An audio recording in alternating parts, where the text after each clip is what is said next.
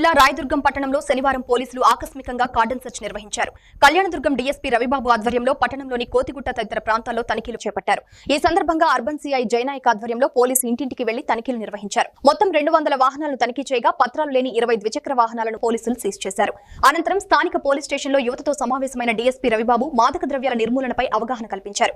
అసాంఘిక కార్యకలాపాలకు దూరంగా ఉండాలని, మాదక ద్రవ్యాల నిర్మూలనలో యువత బాధ్యత వహించాలని సూచించారు.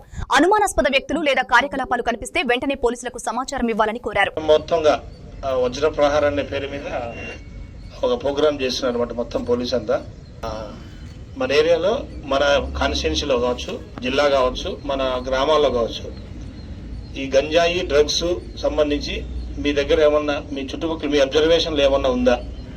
ఇప్పుడు సపోజ్ మీరు ఎక్కడ వేరే ఊరికి వెళ్తారో ఆ రోడ్డు పక్కనే గంజాయి కొడుతుంటారు.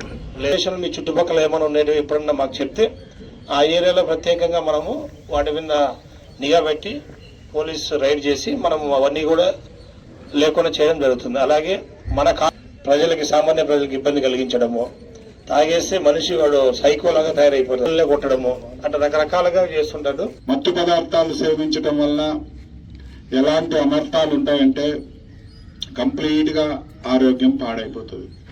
అతను ఏం చేస్తాడో అతనికే తెలియదు.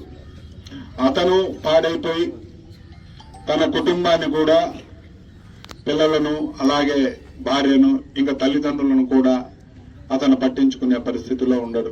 ఈరోజు మన అనంతపూర్ ఎస్పీ జగదీష్ గారి ఆదేశాల మేరకు మన రాయదుర్గం పట్టణంలో కోతిగుడ్డ ఏరియాలో ఈరోజు వజ్రప్రహార్ ప్రోగ్రాం చేపట్టడం జరిగింది. ఈ ప్రోగ్రాంలో భాగంగా కాలనీలోని ప్రతి ఇంటిని తనిఖీ చేయడం జరిగింది. మనకు ప్రజలకందరికీ సెన్సిటైజ్ చేయడం జరిగింది. వాళ్ళు ఫ్రీ ఫ్రమ్ డ్రగ్స్గా ఉండాలని, వాళ్ళకి ఏదైనా సమాచారం వస్తే ఇమీడియట్గా మనకు అందజేయాలనేసి వారికి అందరికీ మేము అడ్వైజ్ చేయడం జరిగింది. కార్డన్ సర్చ్లో భాగంగా మొత్తము ఒక 100 మంది వ్యక్తులను, ఒక 75 ఇండ్లనంతా సెర్చ్ చేయడం జరిగింది. 200 వాహనాల దాకా తనిఖీ చేసినాం. అందులో పత్రాలు లేని 20 వాహనాలను గుర్తించి సీజ్ చేయడం జరిగింది. దీని మీద వాళ్ళ దగ్గరంతా కేసు రికార్డ్స్ ఏమున్నాయి అవన్నీ చూసి పరిశీలించి వాటి మీద చర్య తీసుకుంటాం. అలాగే రాయదుర్గం పట్టణంలోని బ్యాడ్ క్యారెక్టర్స్, రౌడీలను, అనుమానితులను కూడా కౌన్సిలింగ్ చేయాలి. మన దేశంలో ముఖ్యంగా యువతను మాదక ద్రవ్యాల దుర్వినియోగం పెరుగుతోందని మరియు ఇది ఆందోళన కలిగించే విషయమని మేము గ్రహించాము.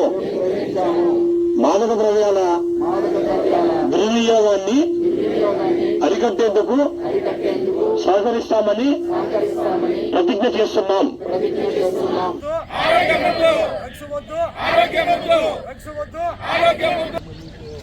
పెళ్ళైన 2-3 సంవత్సరాల పిల్లలు మీ మీద